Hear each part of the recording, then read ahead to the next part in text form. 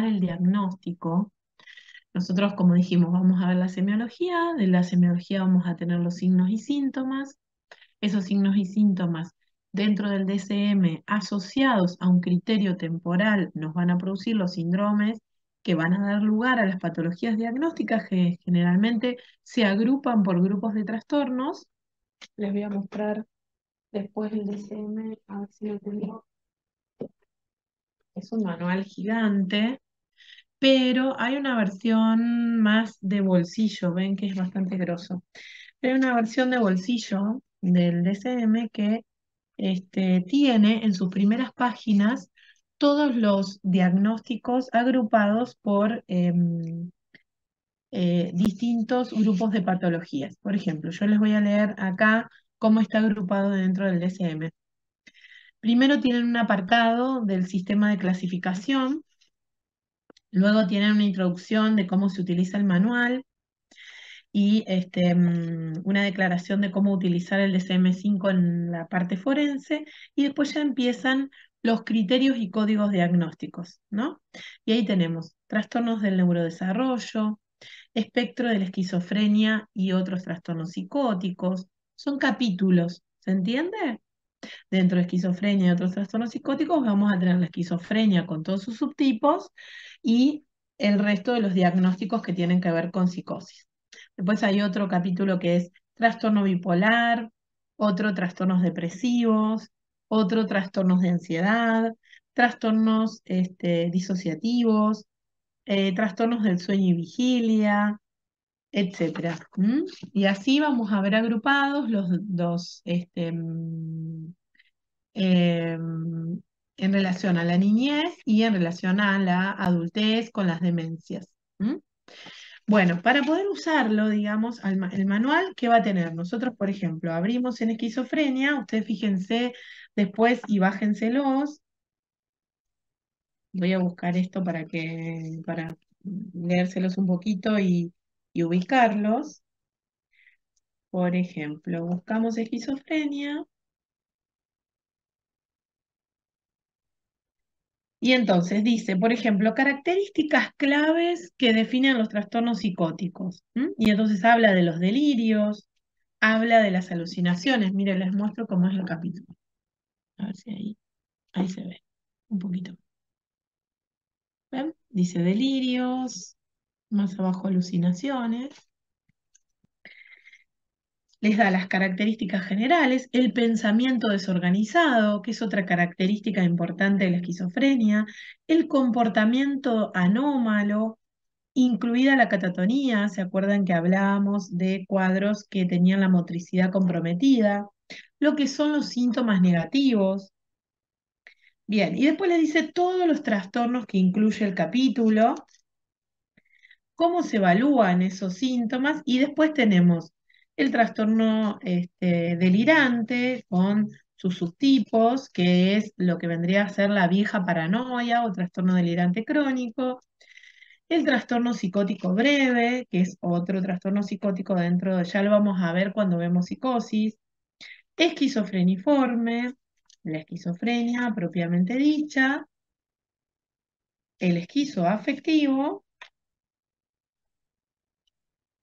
trastorno inducido por sustancias, ¿no? Psicótico, obviamente, o debido a enfermedad médica. Y ahí terminan. Después están los no especificados. Entonces, dentro de cada capítulo decimos, vamos a tener ese apartado con los diagnósticos. Para poder informar, digamos, eso, nosotros no solamente vamos en un informe a describir el cuadro clínico, sino que también vamos a hacer un informe por ejes. Por ejemplo, si tenemos que hacer un certificado de discapacidad para un paciente que está en atención primaria, o si tenemos que mandarle algún diagnóstico en relación a un colega, es importante saber esta evaluación multiaxial. Entonces, en vez de colocar un diagnóstico y decir paciente que padece esquizofrenia y poner el código, lo podemos hacer a eso, podemos decir cómo están sus diferentes ejes. Entonces, fíjense, el eje 1 es donde yo informaría la esquizofrenia, un trastorno del estado de ánimo, cualquier cuadro clínico que son objetos de atención clínica. Se refiere a el área de psiquiatría, ¿no? Es decir, en el eje 1 van a estar las patologías propiamente dichas de salud mental. ¿M? Cómo esas patologías pueden estar acompañadas de un cuadro de retraso mental o de un trastorno de la personalidad, esos dos apartados de las problemáticas de salud mental las vamos a informar en el eje 2, donde van a estar los trastornos de la personalidad y el retraso mental. Por ejemplo, si el paciente tiene una esquizofrenia asociada a un retraso mental leve, yo voy a poner eje 1 esquizofrenia, eje 2 retraso mental leve, con los códigos, que son muy fáciles de buscar porque, como les digo, el DSM de bolsillo o cualquiera que pueden bajar por internet tiene un breviario donde están los diferentes grupos de diagnósticos con el código tomado en la CIE-10. En el eje 3 vamos a consignar todas las cuestiones clínicas que tenga el paciente. Por ejemplo, hipotiroidismo, diabetes, cualquier alteración clínica que tenga que querramos informar, porque es importante para el tratamiento, para el diagnóstico de las cuestiones que tienen que ver con su salud mental. En el eje 5 vamos a poner todo lo que tiene que ver con el entorno del paciente, si el paciente está atravesando un duelo, si viene de una situación de un divorcio, si no cuenta con familiares, si está pasando por una situación económica difícil, todo lo que tenga que ver con lo psicosocial, lo ambiental, con el desarrollo de la persona, lo vamos a colocar en el eje 4. Y el eje 5 es la GAP o GAF, es la escala de actividad global y lo que evalúa a través de 100 puntos, se evalúa de un mayor grado de autonomía, donde el paciente se maneja totalmente solo, a un mayor grado de dependencia, donde el paciente depende totalmente de otros. Entonces, se van evaluando no solamente la dependencia, el trabajo, el manejo del dinero, las conductas, la vida social, en fin, una serie de cuestiones que son bastante difíciles de evaluar en una entrevista. Por eso, por lo general, si nosotros no tenemos algo que informar dentro de estos ejes, ponemos no aplica, o en el caso de la actividad global podemos poner en estudio, si recién conocemos al paciente en las primeras entrevistas. Si no tiene enfermedades de clínica, colocamos no aplica e informamos los 5 ejes. ¿Se entendió?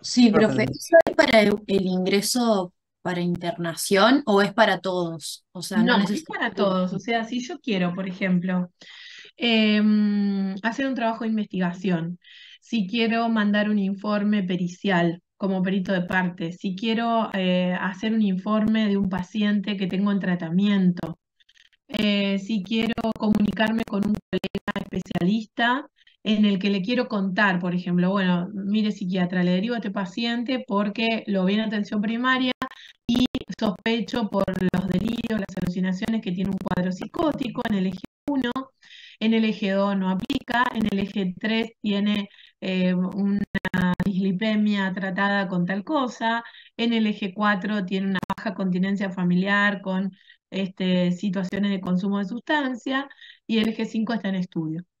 Se lo informo de esa manera.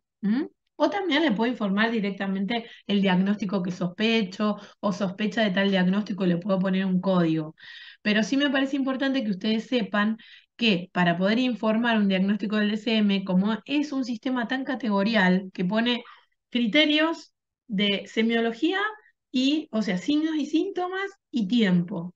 Entonces, es como una bolsa de datos, ¿no? Decir, la esquizofrenia tiene 5 o más de estos síntomas durante más de 6 meses.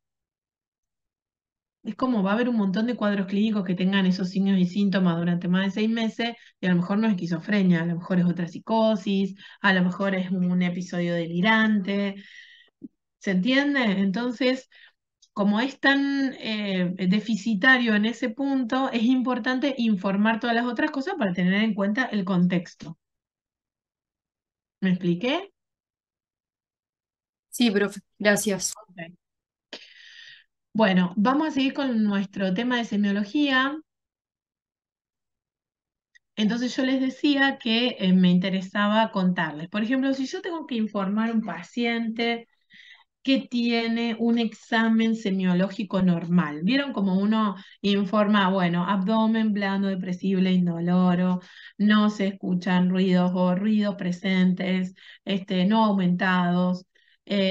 Así como uno informa cada uno de los aparatos que se pueden revisar dentro del examen semiológico, en el examen semiológico de salud mental también tenemos un informe que, recuerdan, yo les decía, tenía un orden.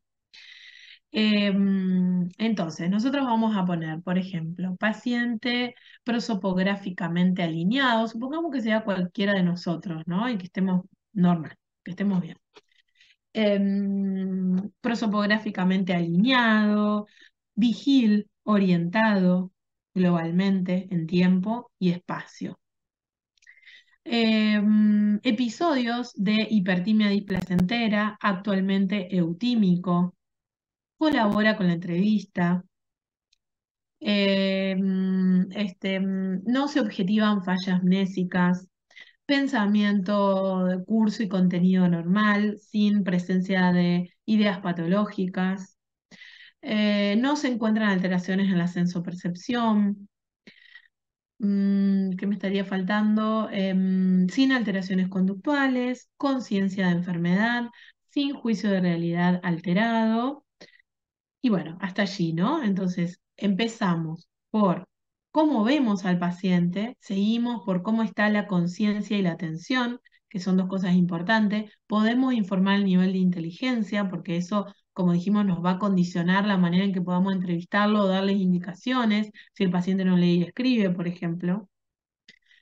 Em, y después vamos a seguir con la afectividad, el pensamiento, la sensopercepción, la conducta, la voluntad, el lenguaje, para finalizar la memoria, para finalizar con el grado de conciencia que tiene el paciente sobre su padecimiento y el juicio de realidad en relación a la vida cotidiana, ¿no? ¿Cómo está? Ahora vamos a ver lo que es la capacidad de juicio. ¿Mm? Eso sería como un informe escueto de un examen semiológico psiquiátrico. ¿Eh? Nosotros podemos poner en ese examen semiológico los hallazgos positivos que tenemos y podemos decir, bueno, por el examen semiológico descripto se sospecha tal patología, o podemos poner el código si no queremos que el paciente lo vea en un informe que le vamos a mandar a otro colega, porque nos parece no conveniente, porque tiene una psicosis, a lo mejor una paranoia. Y si no, directamente ponemos lo que deseamos consignar para comunicarnos con el colega. ¿Mm? Con ese objetivo, digamos, es que vemos un poco las cuestiones de semiología que ahora vamos a empezar a utilizar a partir de la semana que viene para los diferentes diagnósticos. Entonces, yo le voy a compartir un Power que no está en la... ¿Pudieron entrar al área virtual? Sí, profe. Ok. ¿Y encontraron todas las publicaciones o les van habilitando de a uno los Power? No, tenemos todo. Las de Bueno, ayer estaban, por lo menos. También. genial. Tienen el programa y tienen todos los slides de cada una de las unidades. Sí, sí. Ok, bien. Bueno, eso está buenísimo porque entonces ustedes pueden ir trabajando previamente, dándole una lectura, un vistazo, digamos, a eso y priorizando algunas cosas cuando nosotros nos encontramos. ¿Mm? Fíjense que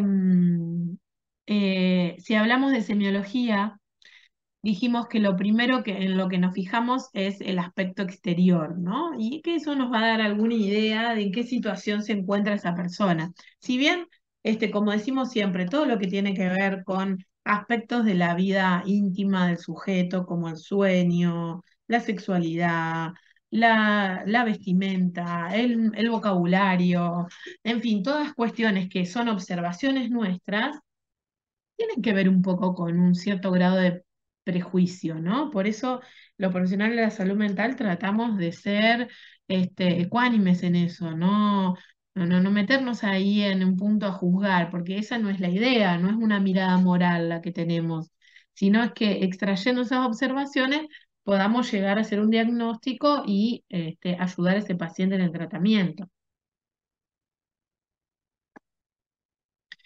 Bien, entonces, fíjense el orden, ¿no? Yo les decía, el aspecto exterior, la conciencia, la atención y la orientación, la memoria, la inteligencia, pensamiento, lenguaje, afectividad, psicomotricidad y sueño y, en fin, todas las otras cuestiones que querramos agregar. ¿M?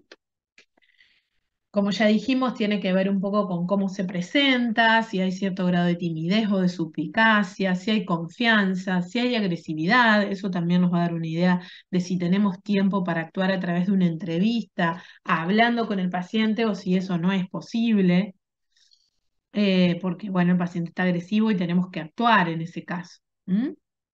Así como también la manera en que se nos dirige, si observamos algún signo de intoxicación o alguna cuestión que pueda tener que ver con una semiología más de tipo neurológico. Bien, entonces, para estar verdaderamente lúcidos es como el estado máximo de conciencia, ¿no? Donde uno tiene una clara visión de todo. Es bastante difícil de conseguir, pero bueno, se supone que tenemos cierto grado de lucidez, ¿m? Cuando no estamos embobados con el teléfono o prestando atención a alguna otra cosa. La conciencia nos va a dar una noción de todo lo que tiene que ver con el mundo interno y con el mundo externo. ¿M?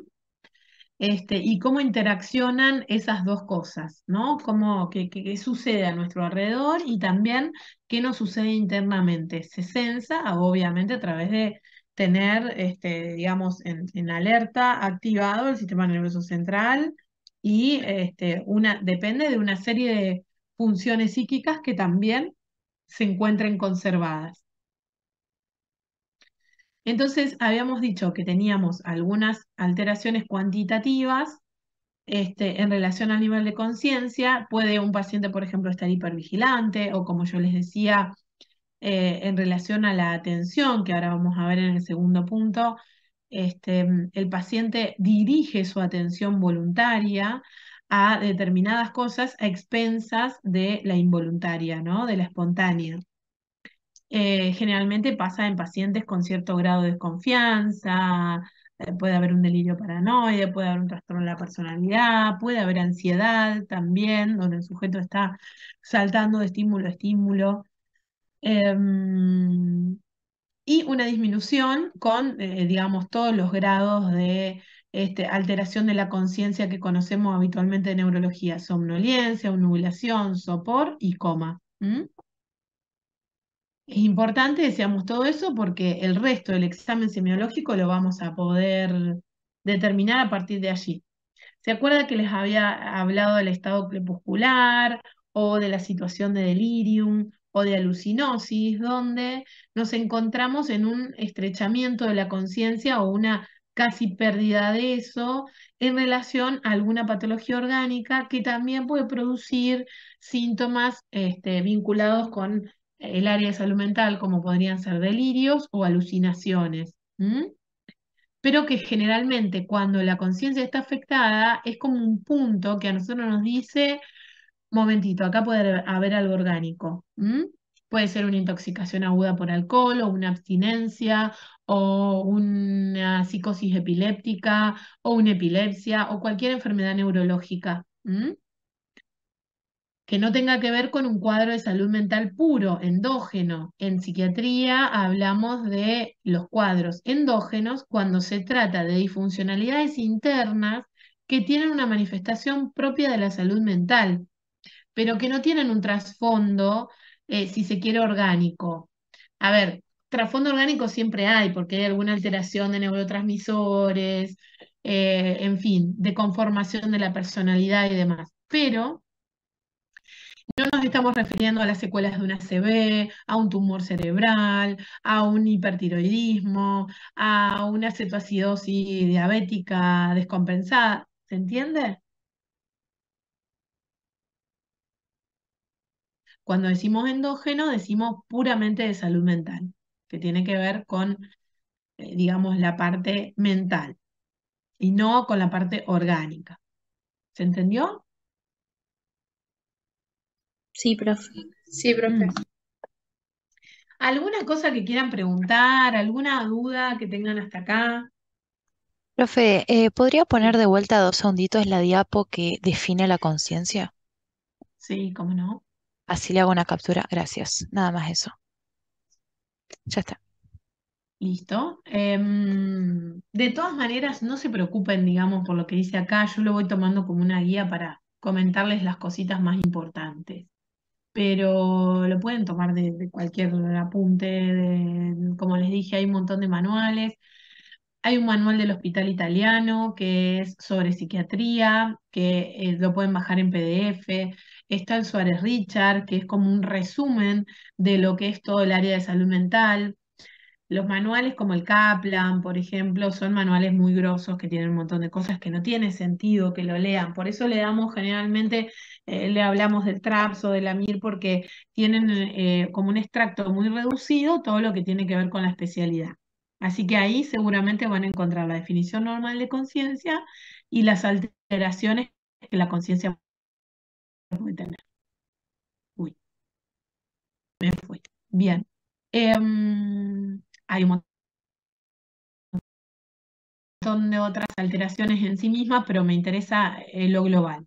Y que puedan hacer esa diferenciación, que cuando la conciencia está alterada, yo tengo que pensar en buscar cosas, tóxicos, en sangre, en orina, evaluar antecedentes del paciente, pensar en alguna patología clínica previa o en el consumo de alguna sustancia. Tengo que salirme, digamos, de la cuestión exclusivamente mental, ¿no? Bueno, la atención, habíamos dicho, tenía que ver con poder focalizar esa conciencia en un punto, ¿no? Entonces, podemos tener cierta inatención, distraibilidad, esa hipervigilancia de la que hablábamos hoy.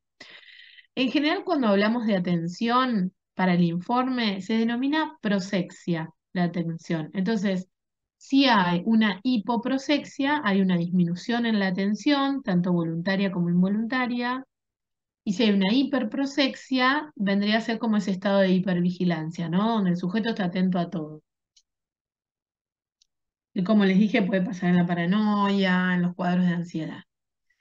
Y si estamos hablando de que hay una de las dos que está aumentada a expensas de la otra, por ejemplo, hay una reducción de la atención voluntaria vinculada con un aumento de la espontánea, en ese caso, por ejemplo, podría ser un paciente con una hipomanía o una manía que está atento a todos los estímulos,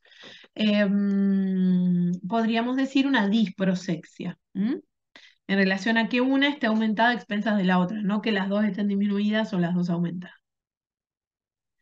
Bien, y la orientación es algo muy importante que siempre ponemos en el examen semiológico de cualquier paciente, poder advertir, ¿no? Sobre la orientación en tiempo y espacio y la orientación autopsíquica y alopsíquica. ¿Eh? A veces el paciente dice estoy en el hospital, pero no nos puede decir nada de sí mismo o viceversa. Bien, todo lo que es la psicopatología de la memoria nos va a interesar en dos apartados. Por un lado, las demencias. Bueno, ustedes saben que hay gente que se dedica a estudiar estos temas profundamente, cómo producir lo que se llama reserva cognitiva a través del aprendizaje de nuevas estudios, nuevas tareas para poder evitar el déficit. Pero bueno, básicamente es importante saber que el paciente puede tener dificultades en el reconocimiento de algunos recuerdos, en la evocación, en la fijación o registro del recuerdo, y que siempre hablamos de estos tipos de memoria, ¿no? Aquella inmediata, reciente y la remota, que se refiere a hechos muy pasados, ¿no? Y la inmediata es la que primero se va a ver afectada por ley de Ribot, digamos la manera en que se almacena a nivel fisiológico y por otro lado, la manera en que se estudió que se pierde, es de atrás hacia adelante. Entonces, lo inmediato es lo que primero vamos a olvidar y lo remoto va a ser lo más difícil de perder. Entonces, el paciente no sabe lo que hizo la semana pasada, si le aumentaron o no la medicación, pero sí se acuerda de su niñez, por ejemplo. Bueno, como nos va a interesar en cuadros que no son los que vamos a dar propiamente en este área, no vamos a ser tan específicos con las alteraciones de la memoria, que son un montón. ¿Mm? Este, mm, bueno, ustedes saben que si hablamos de inteligencia, tiene que ver un poco con determinados parámetros en relación a las funciones psíquicas superiores del lenguaje, de la adquisición del lenguaje, del cálculo, de la lectoescritura, de la formación mínima que tiene que tener un sujeto para comunicarse a través de lo dicho o de lo escrito con otros. A partir de eso hay una serie de test que se aplican a diferentes edades para poder evaluar el grado de inteligencia, ¿no?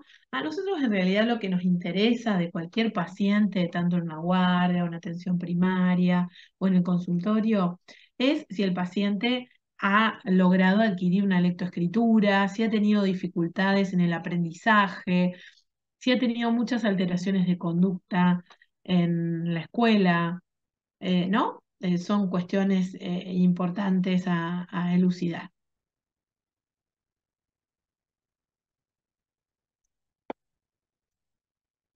Em, Bien, bueno. em, Ahora vamos a esta parte que es, como habíamos dicho, lo primordial, ¿no? El pensamiento, de alguna manera, habíamos dicho, tenía un flujo y un contenido, ¿no? Un desarrollo en relación a la estructura y en relación al contenido de las ideas. Ese flujo tiene que ver con la velocidad con la que una idea se va concatenando con otra y de qué manera se concatenan esas ideas. Entonces podíamos tener taquipsiquia, bradipsiquia, bloqueos del pensamiento, fuga de ideas. Bueno, son todas nomenclaturas propias de las alteraciones del pensamiento. Si nos interesa saber si está acelerado, si está enlentecido, lo vamos a ver en las manifestaciones motrices, pero también verbales del paciente, cómo responde a lo que le preguntamos. Bien. Entonces, dentro de los trastornos de la forma, fíjense, habíamos dicho, el pensamiento circunstancial es aquel en donde el paciente empieza a discurrir por las ideas secundarias y nunca llega a la idea directriz, es decir, a la idea objetivo, hacia lo que nos venía a contar. Nos empieza a contar una receta y nunca termina en la preparación, por decirlo de alguna manera. En cambio, el tangencial es aquel que discurre por las ideas secundarias y logra llegar a la idea directriz. Generalmente estos pensamientos están alterados en las demencias tempranamente o también pueden ocurrir en algunos pacientes con alguna patología orgánica o con alguna psicosis crónica, ¿no? De muchos años de evolución, donde se empiezan a afectar, digamos, el flujo de ideas.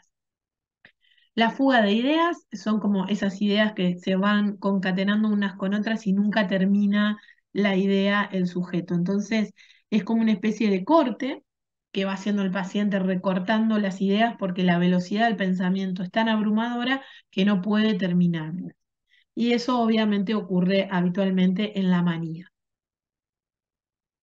La perseveración es aquella reiteración, ¿no? Como una iteración en relación a la idea. Vuelve a repetir una y otra vez, le busca una manera a la otra para volver a lo mismo, porque no puede terminar de expresar esa idea. La disgregación es importante diferenciarla de la incoherencia, ¿no? En la incoherencia nosotros podemos decir, bueno, el paciente dice, por ejemplo, yo sé que todos mis órganos están muertos porque no pude dormir anoche, por ejemplo. ¿Mm? Entonces vemos que una idea no se correlaciona con la otra, pero hay una estructura ahí de lenguaje conservado en relación a lo que yo les planteo. En el pensamiento disgregado no hay respeto de las normas semánticas.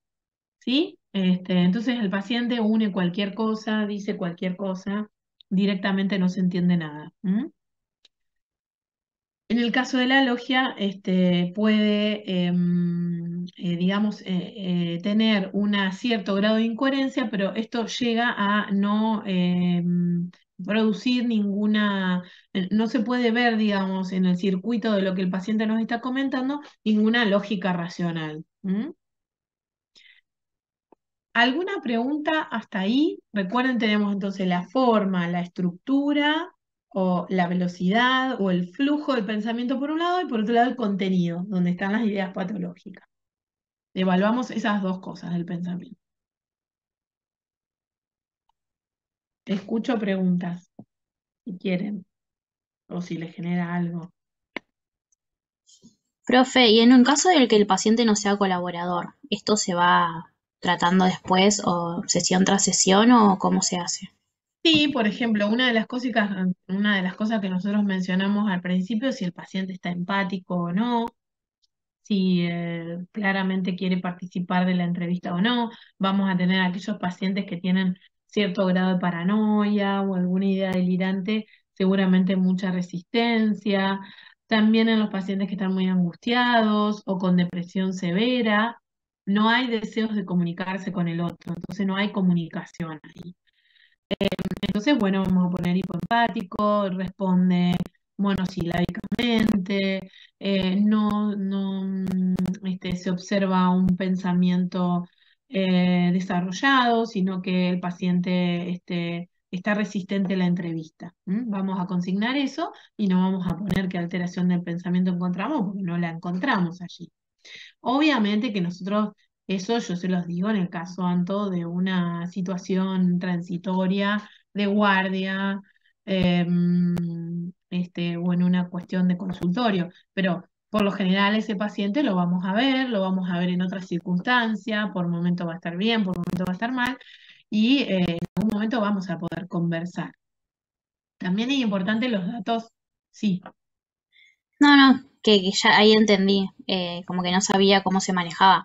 Pero bueno, en el primer momento pones así lo que realmente ves al examen físico y bueno, después lo vas Claro, manejando vos con podés, por ejemplo, más. poner que el paciente está vigil, que prosopográficamente está desalineado, que fue encontrado en la vía pública, que tiene los signos vitales conservados, pero que no responde a la entrevista, que se encuentra resistente a la entrevista, responde ciertas cosas a la apertura ocular.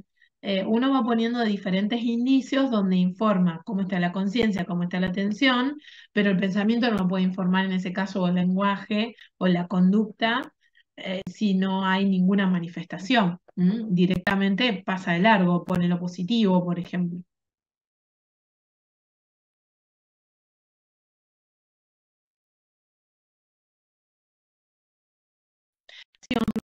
Por ejemplo, un paciente con excitación psicomotriz, a veces ponemos, bueno, paciente extraído por ambulancia con un cuadro de excitación psicomotriz, se intenta el interrogatorio, no se puede lograr, se decide en relación al riesgo del paciente administrar medicación, se indica tratamiento y no se pone otra cosa del examen semiológico. ¿Mm?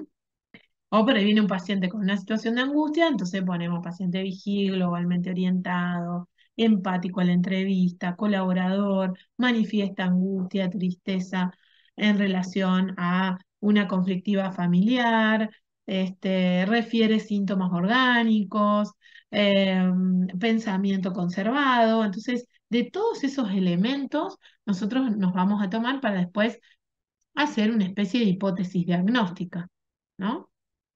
¿Entiende? Sí, profe, gracias. Ok. ¿Alguna otra pregunta?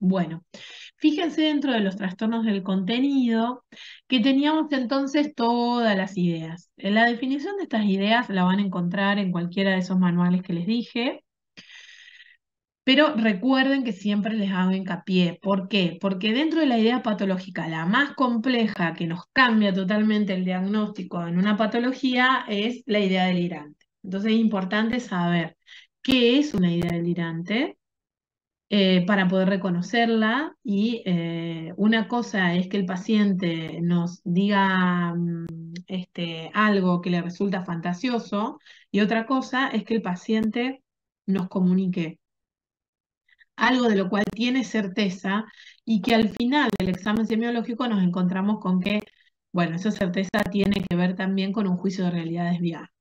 Entonces, por más de que el paciente nos cuente desde que creen los extraterrestres y lo vinieron a buscar, a que delira diciendo que es Frida Kahlo o que puede estar siendo perseguidos por el ejército ruso, en fin, o que tiene, como habíamos dicho, una evisceración de sus órganos, o tiene, por ejemplo, ha tenido una paciente que decía que tenía seres vivientes adentro del intestino, que por algún lado le habían ingresado y la mortificaban desde el intestino, sentía, digamos, a las sensaciones fisiológicas, le sumaba esa idea, ¿no?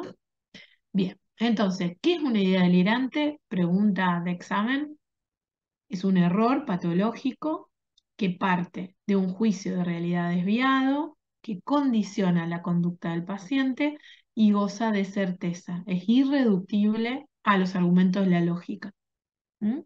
Después, si ese delirio es agudo o crónico, si ese delirio es una idea delirante que parte de alguna alteración sensoperceptiva o solamente es del campo de las ideas, si el contenido es mágico, místico, celotípico, paranoide, autorreferencial, son otras cuestiones, digamos. Lo importante es saber qué es un delirio.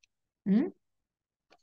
Bien, dentro de las otras ideas tenemos ideas fóbicas en donde hay la presunción, digamos, de que tenemos que evitar algún objeto determinado. Generalmente son ideas irracionales, pero nosotros decimos son egodistónicas, es decir, que el paciente se da cuenta que son ideas externas al yo del sujeto y que esas ideas lo molestan. No así las ideas delirantes, que el paciente se siente muy angustiado, pero que el paciente está convencido de eso. No se da cuenta de que eso es un error. ¿Mm? Lo mismo que las ideas obsesivas. ¿Mm?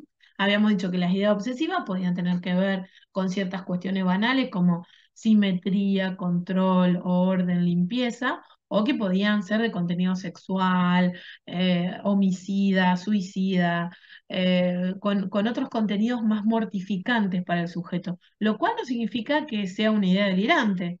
El sujeto se da cuenta que en su cabeza de repente está estudiando y le aparecen ideas de matar a alguien. Sabe que no va a matar a nadie, pero tiene esa interferencia, ¿no? De esos pensamientos. Eso tiene que ver un poco con todo el control que hace el obsesivo de todas las ideas y las conductas que lo lleva habitualmente a no poder controlar el pensamiento. Bien. Em, entonces, dijimos, otras ideas importantes son las ideas sobrevaloradas, en donde el paciente cree que tiene más condiciones de las que verdaderamente tiene. Entonces, bueno, piensa que, no sé, va a ganar la carrera, que se va a jugar todo el suelo en el casino y le va a ir bien, que, no sé, que puede, por ejemplo, pasarse una semana sin dormir y terminar de entrenar para un torneo y salir ganador, en fin, cuestiones que van mucho más allá de las capacidades potenciales de cualquier ser humano, ¿no? Bien, eso aparece habitualmente, las ideas sobrevaloradas, en pacientes con manía o pacientes con alguna psicosis también pueden estar presentes, o algún trastorno de la personalidad. Puede haber preocupaciones que son normales, nos interceptan el pensamiento y no nos dejan ocuparnos de lo que estábamos haciendo. Puede haber rumiaciones, es decir, ese pensamiento que gira en círculos, que va y viene todo el tiempo, ¿no? Me recuerdo un ingeniero que quería aprender a manejar y entonces todo el tiempo se le venía un choque a la cabeza, ¿m? Con todas las dificultades que eso tiene. Las ideas suicidas, como dijimos, ideas imágenes, ¿no? Donde aparece la cosa trágica en todo momento, o ideas mágicas o fantasiosas que son más comunes en la infancia, pero que, bueno, en las personalidades más pueriles, el retraso mental, algunos trastornos de la personalidad, pueden aparecer también. Entonces, dijimos Bien. del pensamiento, sí, ¿Podría volver a repetir la definición de ideas delirantes? sí. La idea delirante parte de un error patológico. ¿M? Es un error patológico, es decir, yo digo que considero que me están siguiendo a través de la televisión, y eso ya de entrada nos damos cuenta que no es cierto, ¿no? Hay otras ideas que son más verosímiles, como, bueno, en la oficina hay un complot contra mí. Eso puede ser verdad o no, ¿no? Como decía un paciente, bueno, estoy convencido de que mis familiares me quieren joder con la herencia. Bueno, se trataba de una paranoia, pero no tenía, tenía razón, digamos, el paciente, más allá de eso. Sí, la idea puede ser verosímil a veces, este, pero de todas maneras, cuando se cumplen los cuatro componentes, ahí nos damos cuenta a lo largo de la entrevista y de las sucesivas entrevistas con el paciente que hay otros elementos que nos hablan de que esa es una idea delirante. Entonces, no importa si es verosímil o no, pero es un error patológico, es decir, eso puede estar o no sucediendo, pero el punto es cómo lo condiciona ese paciente. Por lo general no es algo que esté sucediendo. ¿Mm? Entonces, un error patológico que condiciona la conducta del sujeto, porque a partir de esa creencia, como goza de certeza esa idea, a partir de esa creencia, el sujeto va a tener determinadas conductas. Se va a pelear con toda la familia, va a empezar a aislarse, no va a querer ver la televisión, le va a comunicar esa idea a los demás y va a perder las relaciones sociales. Goza de certeza porque queremos convencerlo con los argumentos de la lógica. No, mirá, pero esto es tu hermano. No, mirá, en el laburo son todos así, cada uno está en la suya. No, no hay manera, digamos. El paciente está convencido y cuenta cosas, sucesos que son inconducentes y que tienen que ver con esa idea. Y por otro lado, parten de un juicio de realidad desviado. Ahora vamos a ver lo que es el juicio, pero es como una síntesis mental. El juicio de realidad nos permite decir, che, bueno, a ver, no sé. Estamos en una clase de salud mental dentro de la parte clínica. Yo voy a tratar de entender alguna de estas cosas y no, por ejemplo, bueno, no tener conciencia del lugar en donde nos encontramos, qué pasa. El juicio de alguna manera se sirve de todas las otras funciones psíquicas superiores, que son todas estas que evaluamos, el pensamiento, la afectividad, la voluntad. Se sirve de todo eso para tomar una idea de lo que sucede en el mundo y sacar una conclusión. Y con esa conclusión también es la conducta que va a tener en adelante. Ese juicio puede estar alterado de diferentes maneras o conservado. Ahora vamos a ver la capacidad de juicio, que también es otra pregunta de examen y es importante. ¿Por qué? Y bueno, porque en función de cómo esté esa capacidad de juicio, nosotros podemos hacer un diagnóstico más fácilmente.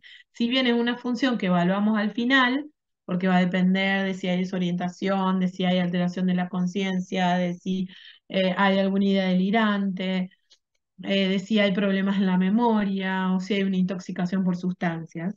Va a depender de todas esas cosas.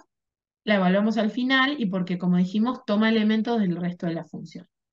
Entonces, estaba con las características de la idea delirante, no me fui, me acuerdo de la pregunta. Error patológico, que parte de un juicio de realidad desviado, que condiciona la conducta del paciente y que no es reductible por los argumentos de la lógica. Es irreductible y goza de certeza. ¿Se entienden esos cuatro elementos? Sí, profe. Gracias. Ok.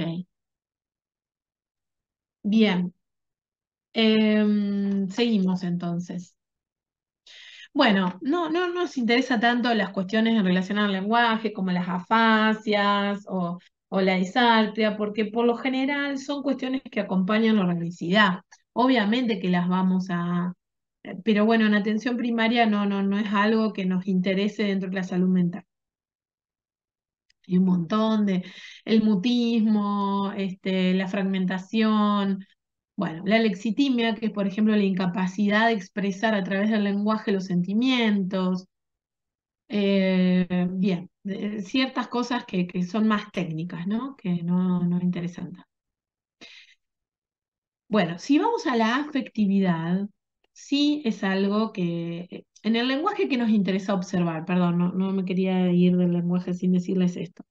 Nos interesa saber si el paciente tiene un vocabulario, si se sabe expresar, si ha logrado cierto grado de comunicación. En el caso del autismo, por ejemplo, donde no hay lenguaje presente del paciente, lenguaje verbal, bueno, vamos a tener que allí obtener los datos desde un montón de otros lugares que no sea a través de la comunicación. Y por otra parte, ya tenemos una sospecha diagnóstica. Entonces, en ese punto, digo. En relación a la afectividad, que por supuesto va a estar alterada en la mayoría de los cuadros, la afectividad puede estar alterada en la psicosis, puede estar alterada, obviamente va a estar alterada en los trastornos del estado de ánimo, como la depresión, la ansiedad, los cuadros bipolares, pero también pueden estar alteradas en los trastornos de la personalidad y otros cuadros. Bien, dentro de lo que conforman la afectividad, por lo general, los autores, diferentes autores, tratan de diferenciar en estos ámbitos. Siempre yo les hablo desde la psiquiatría biológica o la orientación, digamos, más bien biologista. Si bien mi orientación es psicoanalítica, es importante para ustedes poder entender esto como médicos. Después tendremos tiempo, como siempre les digo, de poder adentrarnos más en el psicoanálisis, que es fabuloso. Entonces, por un lado tendremos los sentimientos, que es como algo que le adviene al sujeto, es como un estado pasivo, ¿sí? Algo le resulta agradable o desagradable. Las emociones son estados agudos afectivos, ¿no? Ira, amor, odio. Lo mismo que el afecto, ¿sí? Que son como una especie de respuesta del sujeto a el medio. Y el humor vendría a ser algo así como el estado de ánimo, que es qué prepondera de todo eso, ¿no? ¿Qué estado afectivo general se logra de la interacción de los sentimientos, las emociones y el afecto? ¿Mm? Es como para que ustedes entiendan de dónde viene la evaluación de la afectividad. ¿Y qué nos importa? Bueno, las emociones que podamos recabar del examen, como la ansiedad, la agitación, la tensión, la apatía, por ahí si el paciente está, la apatía puede aparecer en la depresión, no nos escucha, no nos da mucha bolilla. La ambivalencia afectiva, es decir, por momentos está triste, por momentos está alegre, en la misma entrevista. La falta de sentimientos, la incapacidad, habíamos dicho, de poder disfrutar de las cosas, como la anedonia. Dentro de las alteraciones de la afectividad también teníamos el afecto inapropiado, por ejemplo, el paciente nos cuenta una situación triste y le da risa. El afecto embotado, donde hay una dificultad para esa expresión, pero sí es un afecto acorde a lo que el paciente nos relata. Si nos está relatando un suceso triste, quizás no tiene tantas manifestaciones afectivas como uno esperaría para el suceso que el paciente relata, y hay un embotamiento, ¿no? Hay algo que no se logra manifestar ahí. El aplanamiento es un síntoma negativo de la esquizofrenia, de la psicosis, que puede aparecer también en otras patologías, que habla de la no expresión de la afectividad. Prácticamente no hay expresión de afecto. Puede haber frialdad o rigidez afectiva, es decir, persiste el paciente, ¿no? En un estado de ira, en un estado de ansiedad. La labilidad habla de esa posibilidad de cambio, ¿no? De angustia a alegría con facilidad. La incontinencia, ¿no? Eso que el paciente nos tiene que expresar si algo le pasa. La viscosidad se refiere un poco entre una alteración del pensamiento y de la afectividad, es decir, el paciente se pone como denso, ¿no? Aparecen los retrasos mentales, en la epilepsia, la personalidad epiléptica tiene como esa cosa de adherencia, ¿no? De hablar demasiado, de contar demasiados detalles, de repetir ideas, de como adherirse al otro. Bien, y también podemos encontrar algunas cuestiones en relación al humor que lo vamos a referir de esta manera. Por ejemplo, si el paciente está normal, digamos, en su estado de ánimo, podríamos decir que está eutímico. En el aumento podemos encontrar la euforia o la expansividad. La expansividad es como un estado previo a la euforia. La euforia es como total, ¿no? Está como un niño, imagínense, en el medio de un pelotero. que puede pasar obviamente en la vida adulta, en las manías, etc. Puede haber disforia, es decir, esa fluctuación entre la irritabilidad y la estabilidad, la labilidad, como dijimos. También puede haber una hipotimia, una reducción del estado afectivo o, como dijimos, puede haber una hipertimia displacentera, es decir, cuando el paciente está con mucha angustia, crisis de llanto, hay un aumento de la expresión afectiva, pero que le genera displacer. La anedonia es como esa incapacidad de poder disfrutar de las cosas, diríamos como un signo presente en el burnout, en la distimia, en los primeros estadios de los cuadros depresivos, donde ya las cosas no le producen placer como antes. Bien, el tremor es como una especie de estado de desasosiego, ¿no? Hay como una ansiedad y alteración del estado de ánimo juntos. Bueno, si hablamos de la motricidad, yo simplemente a título informativo, no es algo que ustedes tengan que describir, hay un montón de cuestiones, fíjense desde aquí, por ejemplo, desde la inhibición psicomotriz, que puede presentar una depresión, que por ejemplo se mueve lento, el paciente está como mirando un punto fijo, no tiene movimientos, le cuesta hacer ejercicio, caminar, pasando por la cataplejía, la catalepsia, la flexibilidad seria que les decía ayer, donde el paciente queda en una posición incómoda si uno lo deja, la obediencia automática, el paciente hace lo que le decimos, el negativismo, el mutismo, la catatonía, hasta llegar a la catatonía, que habíamos dicho, o era el máximo estado de inmovilidad o la excitación absoluta, ¿no? Podía haber dentro del estado catatónico, pero en la psicosis. En el caso, aquí lo que hace referencia a la catatonía es como la parálisis total del organismo, pero que no responde a causas orgánicas. Recuerden que todas estas alteraciones están por patologías endógenas, psicosis, trastorno de la personalidad, eh, sobre todo esas dos, o trastornos de la personalidad. Dije, sí. Bien. Otra cosa muy importante es la caticia, que lo van a ver mucho, y las estereotipías, así como los tics o temblores, se producen habitualmente por efectos adversos en la medicación. Por lo general, como el mecanismo de acción de los fármacos va a producir alguna acción sobre las vías motoras, eso va a generar la caticia, que es la imposibilidad de quedarse quieto, moverse todo el tiempo en el lugar, o las estereotipías, movimientos repetitivos, o por ejemplo el temblor, en el caso de las benzodiazepinas o el litio. Bueno, son signos y síntomas que podemos encontrar no solo producto de las patologías, sino también del tratamiento. Bien.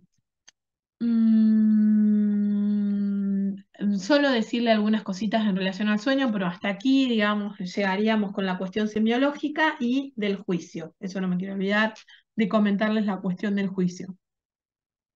Respecto del sueño, podemos tener alteraciones que están dentro del sueño, como las ensoñaciones o alteraciones del sueño, como los terrores nocturnos, las pesadillas, la enuresis, el bruxismo, el sonambulismo, son todas parasomnias, es decir, aquellas alteraciones que se producen dentro del sueño. Y después fuera del sueño, bueno, obviamente puede haber insomnio,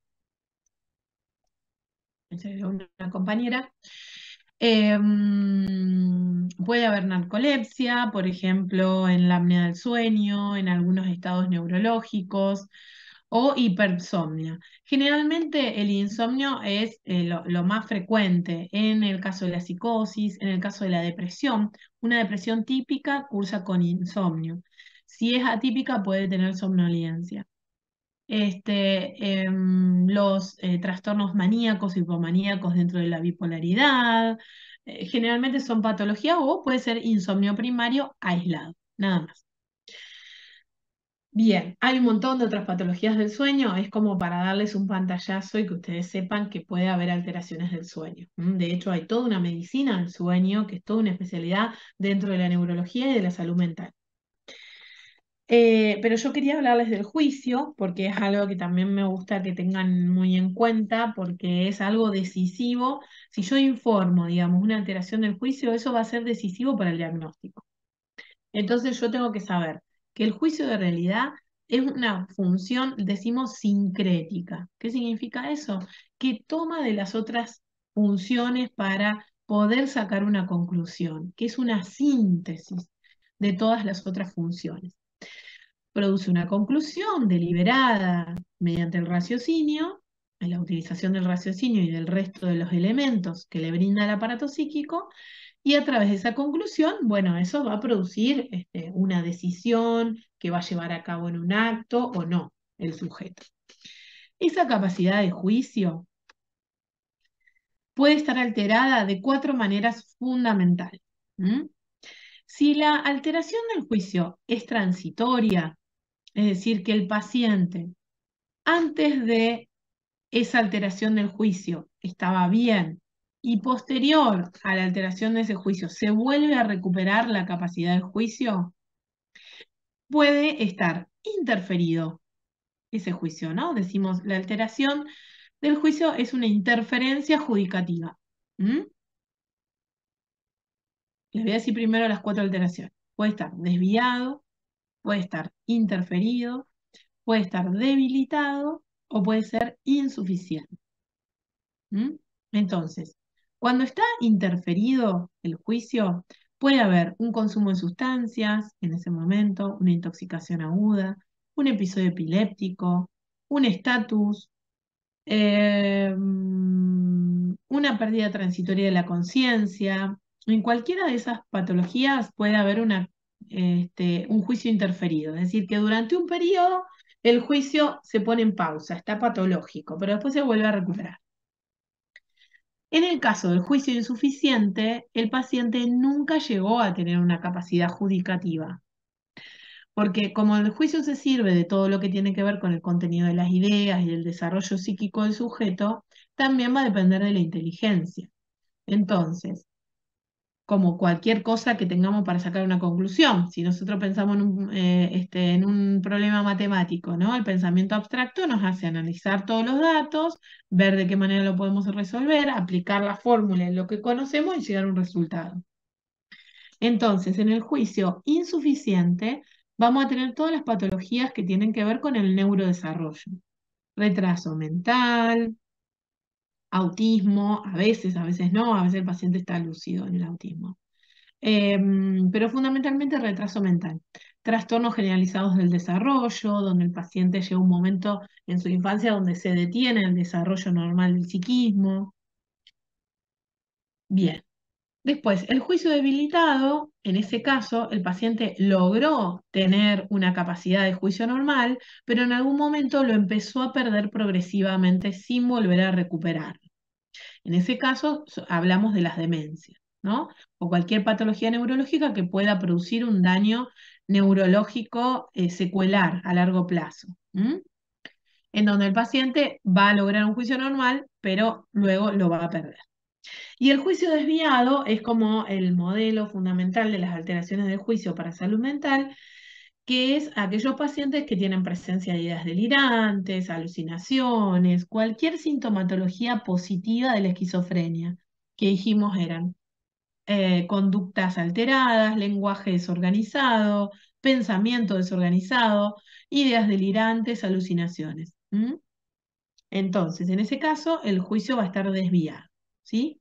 En ese momento, el paciente no va a tener juicio en todo el transcurso de la patología. ¿Se entendió lo del juicio? Sí, profe, re bien. Ok. Profe, Bien. yo entendí, lo Sí. único que le iba a preguntar, ¿cómo arrancó función sincrética o sintética? ¿Qué fue esa palabra? Sincrética, sí, las dos Ah, palabras la dije. antropológica, bien. Claro. Sincrética es como la que comanda, ¿no? Por un lado, se toma de las demás, pero es comandante del resto. Y sintética porque de alguna manera sintetiza toda esa información y obtiene una conclusión a través del uso de la inteligencia. Buenísimo, Pero gracias. bueno, pueden usar otras definiciones, esas de beta, que es un libro nuestro, un caballito de batalla de semiología.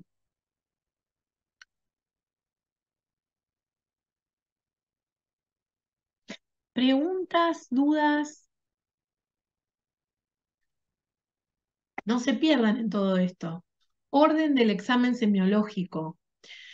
Juicio, tengo que saberlo. Ideas patológicas, ¿cuáles son las ideas patológicas más importantes? Afectividad, tengo que saber algunas alteraciones y algunos alteraciones de las emociones que tiene la afectividad, porque me la voy a encontrar en ansiedad, depresión, en todos los cuadros que vamos a ver. ¿Qué es conciencia? ¿Qué es atención? Una definición de cada una de las funciones y saber mínimamente las alteraciones que yo les planteé ahora, no mucho más. No enloquecerse con saber todo hasta la mínima cosa, porque eso ya es de la especialidad, no tiene sentido con la orientación que ustedes tienen.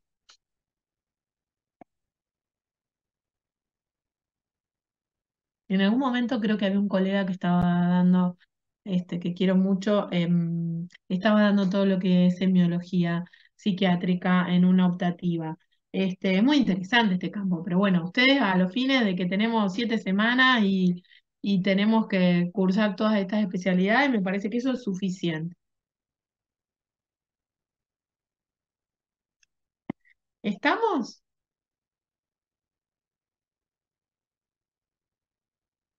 Bueno, mientras piensan alguna duda, yo les quiero decir dos cositas en relación a la historia clínica.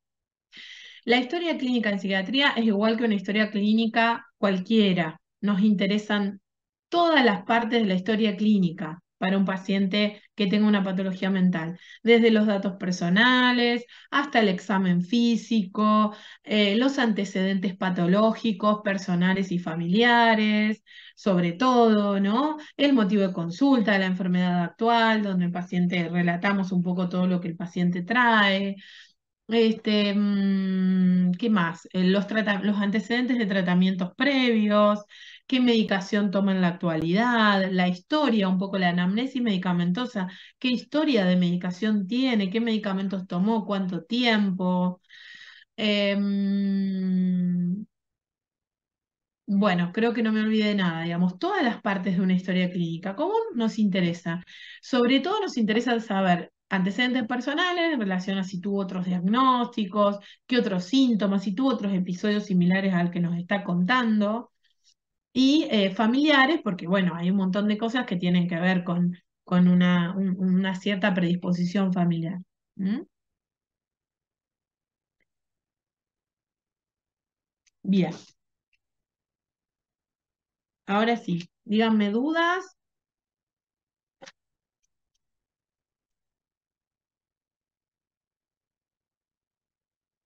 Bueno, ok.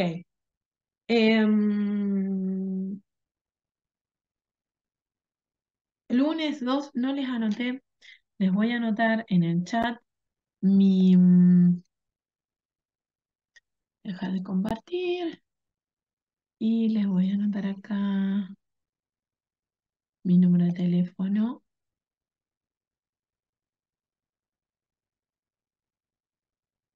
y mi mail